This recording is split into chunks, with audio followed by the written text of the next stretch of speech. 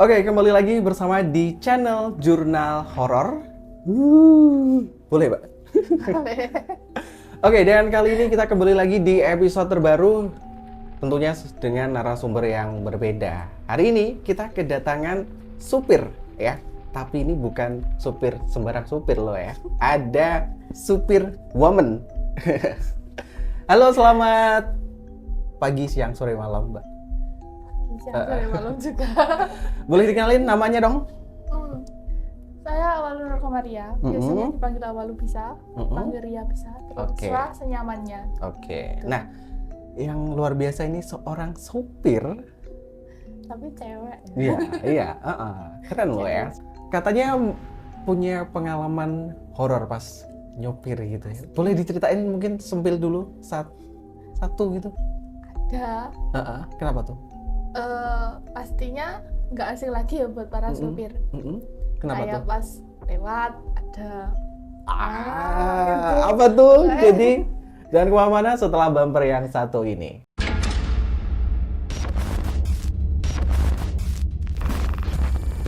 Oke, Mbak siapa tadi? Mbak Awalu. Awalu ya, Awalu. Kita nyebutnya Mbak Awalu aja ya. Nah, ini gimana dong? Boleh ceritain dulu pengalaman awal mulanya di mana tuh? Kalau kejadian banyak. Cuman Kita mau yang awal dulu deh. yang awal ya. Yang awal. Pertama kali yang bikin pertama kali yang buat paling berkesan horor. horor berkesan ya, bukan yang menakutkan ya. Berkesan. Oke. Tapi bukan yang menakutkan banget enggak. Atau itu mungkin pertama kali ya? Pertama kalinya boleh dong diceritain. Pas kapan itu? Itu pas tahun 2016. 2017-an itu. Itu waktu saya masih jadi sopirnya dalam Oke. sebuah pondok. Sebuah pondok yang nggak bisa disebutin. Oke. Waktu itu saya pulang dari daerah Malang. Dari daerah Malang, saya di jalan itu bertemu sesuatu. Oke. Itu kebetulan saya sendiri karena saya mengantar keluarga ke Malang dan kebetulan yang di Malang itu kuliah. Oke. Jadi saya harus pulangnya sendiri kan, sendirian, bawa mobil sendiri. Wow. Pas waktu di jalan itu ada seseorang, kan saya nggak lihat tol, jalan biasa. Waktu itu ada yang memberhentikan saya, cewek. Cewek. Oke. Di mana tuh? Tepatnya di mana tuh? Ada di sekitar ada. Oh, nggak boleh disebutin. Oke. Takutnya ada sesuatu. Dan itu saya berhenti karena yang memberhentikan itu perempuan. Perempuan bisa disebutin malam-malam. sosoknya gimana? Malam-malam ada perempuan jalan dan menyetop gini.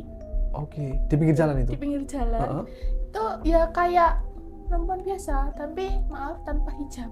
Oke. Tanpa hijab. Dan saya tidak memperhatikan sampai bawah ya. Apa napak enggaknya gitu. Enggak sampai situ. Oke. Yang pikiran saya, oh ini cewek malam-malam di sini sendiri. Akhirnya saya berhenti ya, kan diberhentikan saya berhenti. Waktu saya berhenti, itu beliau nggak mau duduk di depan. Oke. Saya tanya mau kemana, jalan aja mbak. Tapi dia duduk di belakang. Oke. Waktu itu saya nggak lihat kaca spion atas, kan biasanya saya nyopir lihat atas ya buat situasi belakang. Ini kebetulan enggak. Saya cuma lihat spion samping sama sana. Sebelum lebih jauh, bisa digambarin nggak kayak gimana rupanya gitu, mungkin pakaiannya, bajunya gitu? Pakaiannya biasa, seperti cewek pada umumnya. Oke. Tapi tanpa hijab, rambut panjang. Wajahnya masih normal. Kelihatan wajah orang gitu ya? Iya, kelihatan orang. Terus? Dan itu ya saya berjalan. Kan saya nggak tahu tujuannya mbaknya itu di mana. Dalam perjalanan itu hening kan.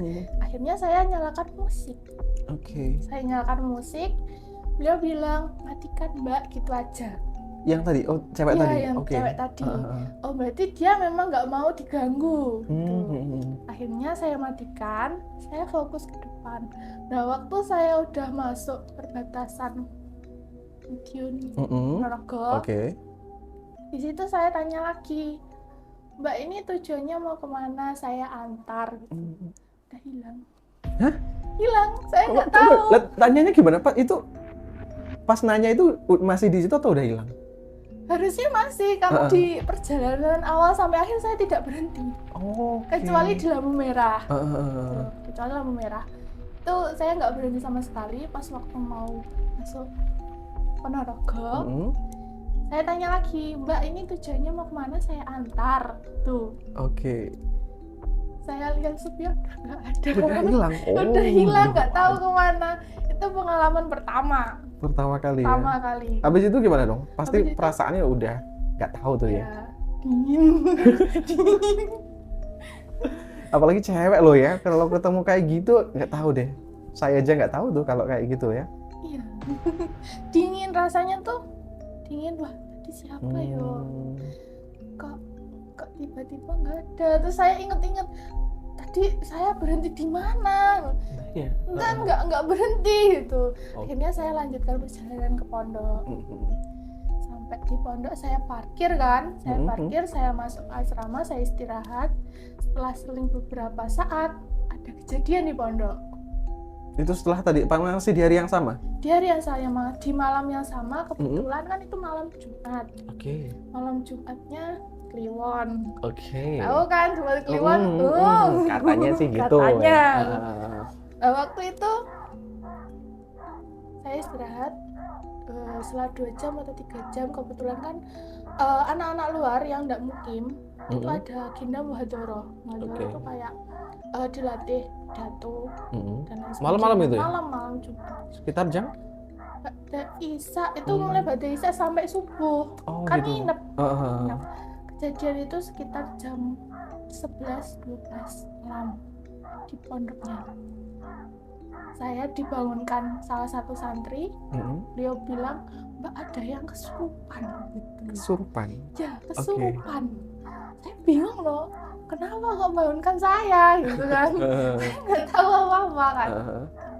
Akhirnya saya bangun. Saya tanya, di mana yang kesurupan? Katanya di depan rumahnya Pak Kiai, tapi lantai 2. Akhirnya saya ke sana. Saya nggak ada niatan buat apa-apa, saya cuma pengen lihat. Ternyata yang dicari saya. Yang dicari kan saya nggak tahu apa salah saya. Itu yang kesurupan siapa tuh? Ada salah satu santri. Mungkin kenal sama mbaknya? Kenal. Oke. Terus bagaimana tadi? Saya samperi, saya pegang kan tangannya gini, tapi dia nggak mau, dibuang. Namanya kesurupan ya. Namanya kesurupan, dibuang kan. Tapi kan nyari mbak tadi. Iya. Nggak tahu kenapa dibuang. Setelah itu saya tanya, ada apa? Ini siapa? Ternyata mbaknya tadi. Mbaknya di mobil tadi? Yang di mobil tadi. Yang ketemu di jalan tadi ya? Iya. Oke. Dan dia bilangnya mau berterima kasih. Bentar, kok tahu itu mbaknya tadi yang ngomongnya gimana? Saya mau terima kasih sudah ditumpah gitu. Tapi ngomongnya itu kayak lembut gitu. Beda sama yang pas di mobil. Kalau yang di mobil itu kan biasa ya Mas. Tapi yang pas nyampe di pondok itu lembut sekali. Tapi itu masih dalam posisi kesurupan tadi ya? Dan anak yang kesurupan itu kan terkenal brutal gitu. Brutal sekali. Setelah itu saya bilang, ya sama-sama. Segera keluar ya, kasihan. Saya gitu, kasihan. Berarti kamu langsung ngeh itu yang tadi gitu ya? Iya, saya ngehnya itu. Saya nggak tanya turunnya di mana, bla enggak.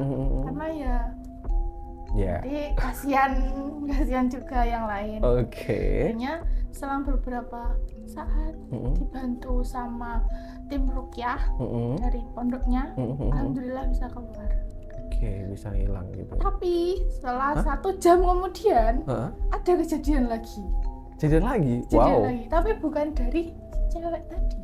Terus? Dari lain. Anggap aja dari penghuni. Penghuni lokal. Jadi ada anak yang buat salah atau gimana saya kurang paham. Dan di situ ada kesurupan massal. Oh, setelah tadi Iya. 1 jam langsung kesurupan massal. Oke. Setelah 1 jam Mm-mm. kesurupan massal. Jadi satu anak yang kesurupan, satunya lagi kena. Ini yang Oh. putri, lingkup putri doang. Putri. Setelah ada sekitar 5 atau 6 anak, baru ke putra. Wow, segitu ya. Baru ke putra kan ini. Ke putra ada sekitar 3. Akhirnya kita nggak bisa mengelompokkan jadi satu itu. Akhirnya kita disendiri-sendirikan. Oke. Tuh. Setelah itu dibiarkan doang. Wow. Itu bukannya heboh gitu nggak sih? Yang Iya. teriak-teriak gitu atau gimana? Iya, ada yang satunya ada yang kayak macan. Oke. Satunya ada yang ketawa-ketawa kayak ini. Siapa Mbak Kunti? Mbak Kunti. Mbak Kunti Oke. gitu. Iya, Mbak Kunti. Terus? Ada yang diem, ada yang kayak ngasih apa ya? Wejangan. Wejangan Oh, gitu toh. Ada yang ngasih wejangan, ada yang diam, Iya. ada yang brutal, ada yang apa? Istilahnya Jawa itu ngamuk, Oh iya, ngamuk gitu ya. Oke. kayak ngajak berantem terus gitu. Saya capek gitu. Malah gini saya gitu. Akhirnya saya bangunkan salah satu ustadz, tapi bukan dari lingkup pondok, luar pondok. Oke. Luar pondok. Beliau ke pondoknya. Beliau ke pondok. Setelah itu di cross check. Kenapa kok bisa jadi kayak gini? Ternyata dari ada kesalahan di masa lalu. Kesalahan di masa lalu. Iya. Yang membuat salah itu bukan dari santrinya, tapi dari keluarga. Keluarga siapa? Dalam. Keluarga dalam. Oke. Kok kenapa yang itu udah lama, tapi yang disasar kok santrinya gitu? Nggak tahu ya? Saya nggak tahu. Saya nggak terlalu memperhatikan hal detail seperti itu. Tapi kok pas ya momennya tadi di awal kamu diikutin, Iya, ditumangin diikutin lah kan, gitu ya. Terus kesurupan yang cewek pondok tadi. tadi yang nyari saya. Oke. Setelah 1 jam kan saya tidur itu. Oke. Dibangkang. Ada masal tadi. Wow. Karena posisinya di situ yang ngurusin cuman anak dalam itu yang ngurusin cuman 4, termasuk saya. Oke. Di apapun kejadian di luar pasti saya dibangunkan kalau tidur. Terus itu penanganannya gimana? Tadi yang berapa? 6 lebih ya? 6 lebih itu kita kumpulkan lebih dari 10 ustadz. Oke. Termasuk santri-santri yang mempunyai kemampuan khusus. Kemampuan khusus apa tuh santri? Apa tuh? Kayak Yang bisa mengeluarkan sosoknya Oh itu. gitu. Saya kurang paham gimana caranya itu. Oke. Ada yang dibantu santri, ada yang sendiri. Ada lagi yang bilang, "Iki aku ngincer kowe." Kan ngomongnya Jawa. Ngincer kowe kan diduting gitu. Iya. Ditunjuk gini. Tunjuknya ke saya. Oh, oke. Saya nggak tahu apa salah saya. Nggak tahu. Oke. Setelahnya saya tanya, saya salah apa? Diam. Dan akhirnya saya pergi dari situ. Saya ke yang lain aja daripada nanti brutal. Oke. Setelahnya itu selesai dalam waktu hampir subuh. Sampai subuh, wow. Hampir imsak. Wow. Oke. Imsak. Itu yang dari lingkup awal. Setelah itu saya udah lulus, saya fokus kuliah sama kerja kan. Nyopir juga. Oh, ini udah Ya, nggak di pondok? udah. Oh, berarti di pondoknya itu aja yang yang apa ya? Kalau bisa dibilang pengalaman horornya lah ya. Iya. Itu pertama kali dan setelah itu nggak? Setelah itu pas di pondok? nggak ada yang di pondok. Oke. Ada mungkin dari adik kelas atau selanjutnya dari saya gitu. Kalau untuk saya sendiri pribadi itu pertama dan terakhir di pondok. Pertama dan terakhir di pondok. Saya lanjut ke kerjaan saya jadi supir. Itu kayak gitu, pengalaman kayak gitu nggak bikin trauma ya? Nggak ya? Atau udah Justru biasa malah, gitu? Apa? Oh ini toh, gini toh Oke. kesurupan. Pengen lagi gitu ya? Pengen ketemu? Enggak ya? Enggak pengen ketemu lagi. Oke. Tapi kalau ketemu lagi nggak apa-apa kan ya? Bisa dicoba. Oke. Ya udah, kalau tadi kan udah di lingkup pondok ya. Iya. Nah, kalau di luar pondok kan masih nyopir ya? Iya, Itu travelnya itu sejak kapan sih? sejak tahun 2019. 19. Oke. Nah, boleh ceritain dong pengalamannya yang mungkin pernah ngapain gitu, ketemu apa gitu di jalan lagi? Pernah. Heeh. Ada. Tapi ini bukan posisi pas waktu saya nyopir, Heeh. tapi pas waktu jadi penumpang. Heeh. Itu saya salah satu penumpang dari satu Oke. airline. Dan itu udah konfirmasi jamnya. Misal saya berangkat itu pukul 6 sore misalnya. Dan dari travelnya itu mengkonfirmasi ulang bahwa jam pemberangkatan itu diundur dari jam 7 malam. Ada Isya. Oke. Jam 7 malam saya udah siap prepare semua. Saya tunggu penjemputan. Habis itu kan dijemput sama satu airline. Sama satu airline. Dan airline-nya itu ya kayak airline biasa. Di dalamnya ada penumpang. Tapi penumpangnya saya nggak kenal, bahkan sama sopirnya pun nggak kenal. Oke. Yo, saya pikir, oh mungkin ini sopir baru dari mereka, atau mungkin peserta baru atau gimana. Udah biasa pakai yang travel itu atau gimana? Udah. Oke. Kebetulan teman sendiri. Nah, saya lagi males nyetir. Akhirnya saya ke travel tersebut. Ya jalan-jalan gitu kan niatnya. Setelah itu di dalam pas waktu saya masuk, kebetulan saya di set bangku nomor 3 dari depan, pinggir jendela kebetulan. Dan itu ada orang banyak menurut saya. Menurut saya ini orang banyak ya. Tapi orangnya itu dingin mah. Maksudnya dingin? Dinginnya itu dia Diam aja. Iya diam. Biasanya kalau orang normal di perjalanan kan ada lagu, dia nyanyi lah, joget lah, karaoke lah, apa itu. Ini enggak. Nah, pas itu nyetel musik nggak? Enggak. Oh enggak. Dari supirnya enggak. Lah enggak loh. Lah gimana loh? Ini enggak kenal supir. Saya enggak kenal supirnya, masih baru. Harusnya mbaknya itu request dulu.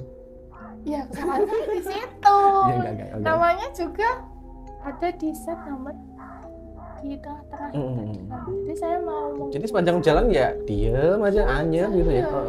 Diem aja ya, kayak ada apa ya, perjalanan seperti biasa. Nah, lalu selang 3 jam pas waktu itu kemana sih? Itu rencananya ke Surabaya. Ke Surabaya, wow. Kan ada penjemputan lagi itu. Perjalanan ke Surabaya. Dan waktu itu saya jangka waktu 3 jam, sekitar jam 9:30-an. Terus saya dikonfirmasi sama teman saya. Teman saya yang punya travel. Dia bilang gini, Mbak, nggak jadi ikut toh. Hah? Nggak jadi ikut? Gimana maksudnya? Iya, Mbak nggak jadi ikut toh. Ini kita udah berangkat. Saya mikir dong. Terus ini elapnya siapa? Nah, itu posisi mbaknya pas di mana? Pas masih di dalam helmnya? Iya. Wow. Di sebelah saya ada orang. Sebelahnya lagi ada orang. Depan belakang orang. Waduh. Menurut saya orang, tapi dia dingin gini saja. Saya kan nggak ada. Biasanya kalau orang naik kendaraan umum ya, kalaupun nggak ada musik, nggak ada lagu, nggak ada apa, main HP. Tidak. Rata-rata tidak. Cuman saya yang main HP gini kan. Setelah itu saya terus apa? Pas waktu di WA itu, terus aku naik HP siapa? Iya. Kan? Saya mikir. Terus sopirnya itu nengok ke belakang. Sopirnya nengok ke belakang. Akhirnya saya juga diem main HP aja. Saya nggak tahu ini helmnya siapa.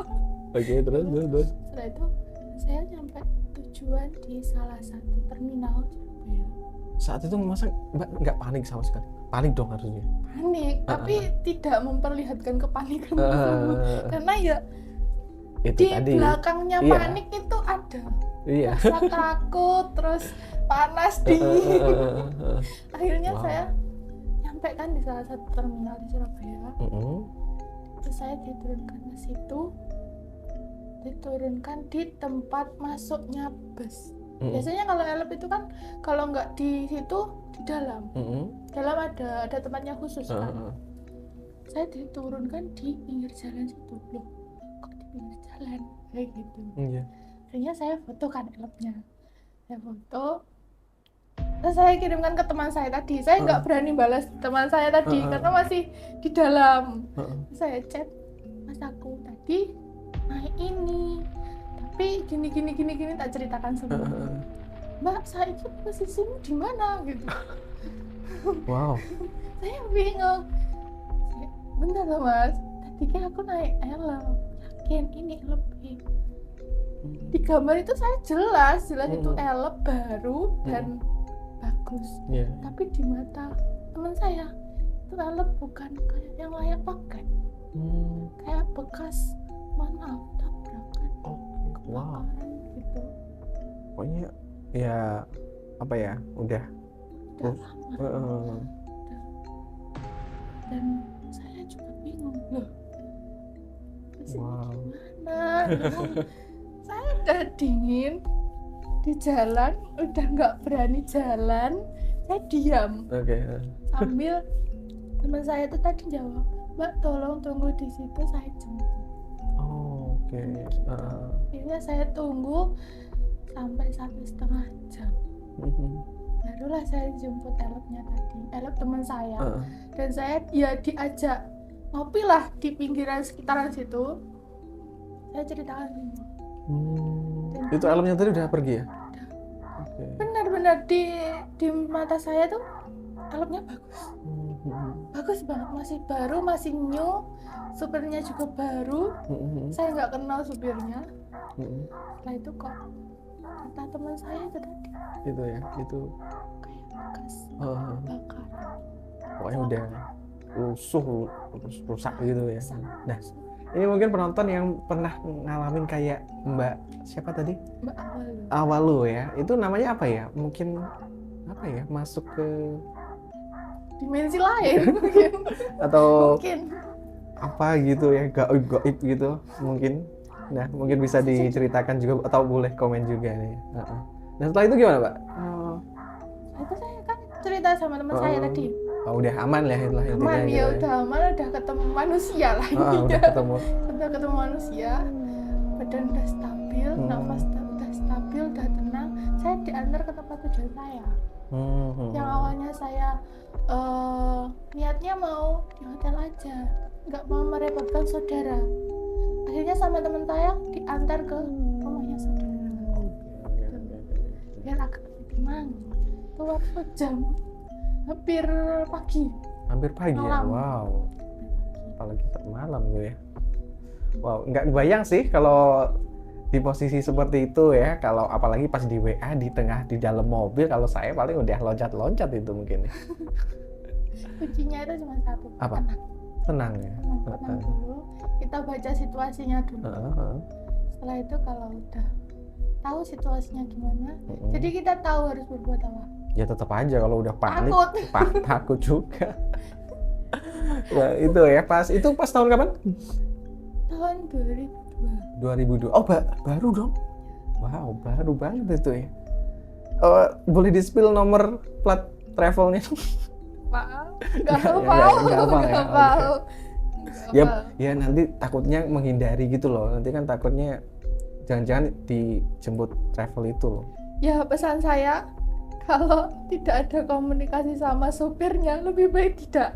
Tidak gimana? Kalau udah terlanjur naik loh. Kalau udah terlanjur naik, ya Allah alam lah ya. Allah alam aja. Tergantung iman dan takwa kalian masing-masing. Betul. Tergantung sih sebenarnya, tergantung gitu ya. Nah, itulah itu masih ada nggak sih pengalaman yang lainnya mungkin? Kalau nyetir sendiri nggak pernah Pak ya? Jarang. Tapi nyetir sendiri kan? Iya sendiri. Sampai paling jauh mana tadi? Jakarta. Sampai Jakarta gitu ya? Jakarta. Mungkin ada yang di daerah Cikampek, kilometer 5 berapa? 51, 52. Oke. Itu kan sering terjadinya kecelakaan ya. Di situ kadang ada hawa-hawa Kadang merinding, kadang ada yang orang tuh berhenti di pinggir jalan, kebingungan gitu. Terus akhirnya saya penasaran kan, kenapa saya berhenti agak depannya gitu. Kebetulan saya di jalur kiri, bukan di jalur kanan. Jadi saya belok, saya berhenti, saya tanya, kenapa mas kok sendirian terlihat bingung? Terus beliau bilang, mbak aku tadi nabrak orang gitu. Nabrak orang katanya. Terus saya tanya, orangnya mana mas? Nggak ada gitu. Ya itu saya cari. Agak sedikit lucu tapi sedikit percaya. Kok lucu sih, itu serem loh ya. Tapi lucu pembawaannya, dia ngomong itu lucu gitu.